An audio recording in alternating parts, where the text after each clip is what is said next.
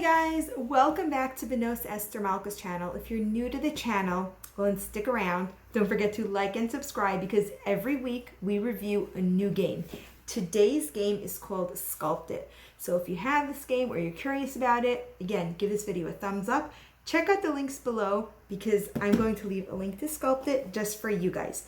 So in this video, we're going to start off with an unboxing.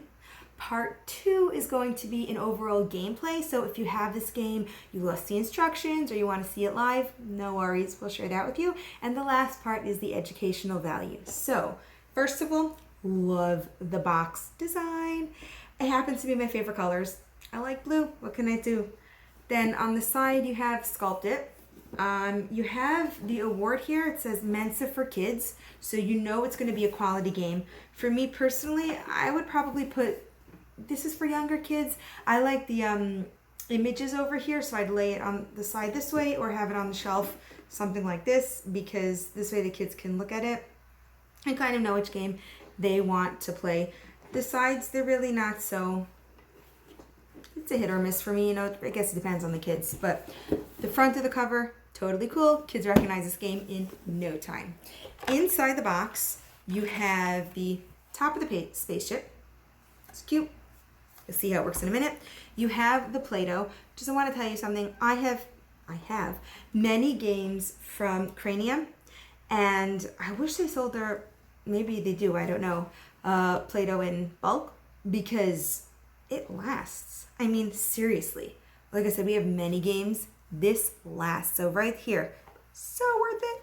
Anyway, you have, well, the bag for the cards, and the cards are, you know, little images with the words. So if your kids are reading, they can see sock, they can see baseball bat. And if they're not reading, well, they can see the skateboard and they can see the eyeglasses. So thumbs up because the pre-reader and the reader can play. There are some special cards here that says, move the alien marker one step closer. So if you're not playing with a reader, take that card out. It doesn't really impact the game as a whole. So like I said, so well thought out. The back of the cards are really nice too. You got their logo. And one thing that I want to give a huge shout out to Cranium is that whoever does the illustrations, they're fun, they're child friendly, and the characters alone are enough to get the kids to want to play. So I do appreciate that. The next thing that's in here is the timer. It is super important, so keep track of the timer. And then you have this instructions. A little bit frustrating for me because you need to take it out to play the game, but whatever. We dealt with it. But just one shout out, I guess. The modeling clay sits right here. So I guess you win some, you lose some. Next you have the spaceship. And of course you have the alien. One more thing I want to point out is you actually have the grid. So if you've made it this far, thank you very much. You guys are the reason why I make these videos. Like, subscribe, and let's play the game. So the first thing you need to know when you play Sculpt It is the box. It's empty. It says over here, alien starts here. So you're actually going to need the box to play. And you start off by assembling the box. So you put the grid over here. And at first thought, I like the idea the grid sits in the box, but like I said, you have to take everything in and out, and when you play with kids, sometimes they have patience, sometimes they don't, so you decide. Next, you place the spaceship over here at the back of the box. As you could see here, we got the spaceship, we got the grid. Then we take random cards and we place them face down over here as such, filling up all of the grid, and like so. So far we're up to a good start. Now the goal of the game is, of course, Mr. Alien, and he's traveling from number 1 over here, and as you get them right or wrong, he moves down and whoops, and if he heads his way, oh no, the alien reached you and game over. So we start off by number 1 and really simple. You take your spaceship, really, it doesn't matter. So let's say I land over here because I want to go here. I land over here, I pick it up, and it says bowl. Okay? Super simple. I take my timer, I flip the timer, and this is literally charades with modeling clay. And then I sculpt it, sculpt it, sculpt it, and if a player says, oh look, that's a bowl. Now you see here, timer didn't run out. So now I get to place the bowl in here, and we are 1 slot filled, 3 more to go. So then take the spaceship, the next player goes, let's say they choose this spot, and then they were to replace this here, and it says, uh-oh, move the alien 1 mark closer. So, oh no, alien's closer to winning. So again, next player goes, they take a piece, and it's a toothbrush. So we cover up that one. As you can see, all I'm doing is randomly moving around the board and sculpting. So I will sculpt the toothbrush, and either A, the player will say toothbrush, if they can, and I could do some movements like that. Kind of looks more like a brush, but okay, either A, they'll guess a toothbrush, and in which case we will take the toothbrush and put it in the spaceship as such. It's a little tricky because there's a very little slot here, and it's all cardboard, a little thin paper. So you put it in, and if we get all 4 pieces filled up before the alien reaches, his end result, then we win. Now, a few things I want to point out.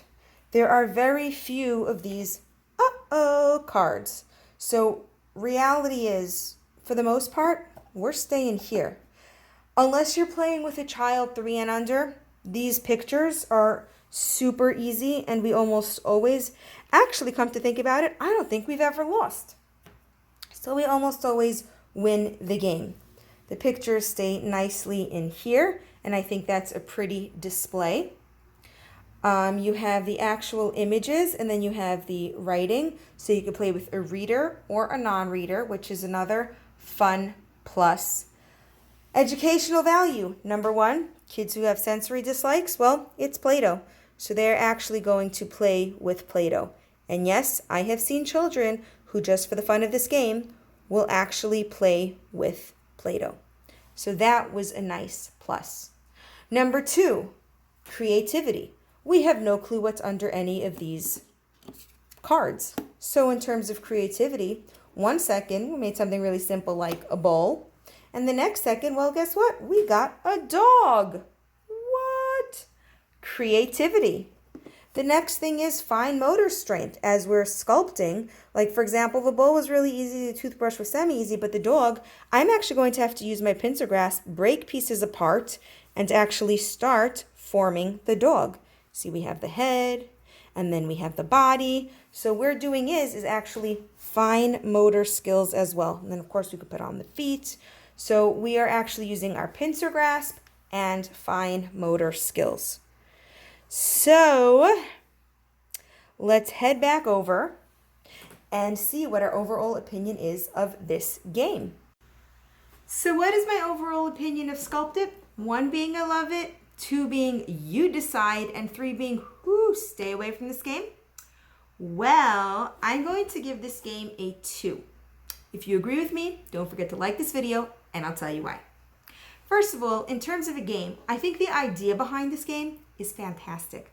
I mean, the kids are forced to use Play-Doh, strengthen their skills, and move around the board for winning. But here's what I didn't really like about it. Number 1, the cards were super easy, which for some kids is a huge bonus. But you almost never lose. And so this game is a game where we just keep playing and winning and playing and winning and playing and winning. Now, while it is a group collaborative kind of sort of type of game, you have to have a challenge in which kids can lose or kids have to try to win. So in this case, we were just going along, picking up cards, sculpting it, and winning. Now, for those reasons, and 1 more I'll tell you now, the quality, it's cardboard. Come on, it's a kid's game. If you're going to make it easy, you know kids are going to play with it. And that being said, cardboard and kids, it was like more of the thin sort of-ish cardstock paper, it rips, it tears. So for those reasons, I'm giving it a 2. But like I said, you decide, and I will tell you which teachers or educators this is for. First of all, if you're an OT and you work with little kids, this game has a lot of potential. Even if the cards rip, you can make up new ones and make it yourself. So that's the first thing I like about it. Another thing is, sometimes with the younger children who like Play-Doh and like sensory, they just don't have that opportunity to play and share it with their peers. And I've seen children with sensory struggles who are kind of like left out because they can't handle that wild, that craziness. So in terms of a preschool setting, a first and second grade setting, this game, Sculpt It, allows the kids to remain in a calm, controlled setting, doing what they love, but having their peers come in and join them. So for those cases, I would recommend this game. And last, if you have a child who needs more sensory input and needs not to be told what to do, but kind of would just sit there with the Play-Doh and stare at it or not really know what to do, again, Sculpt It is a game that would facilitate, you know what? This is a toothbrush. Let's see what you can do with it. So for those reasons alone, I like Sculpt It. So let me know what you decide. As you could see, you can't comment on my YouTube videos, which is very unfortunate, but no worries. Head over down below where I'm going to leave you tons of links. But before you do, like this video, click on this game if you think it's right for your space. Head over to my Instagram link, in which case you can talk to me and I will answer all of your questions or concerns to help you make the best decision on Sculpt It or any other game in general. Thank you guys so much for stopping by.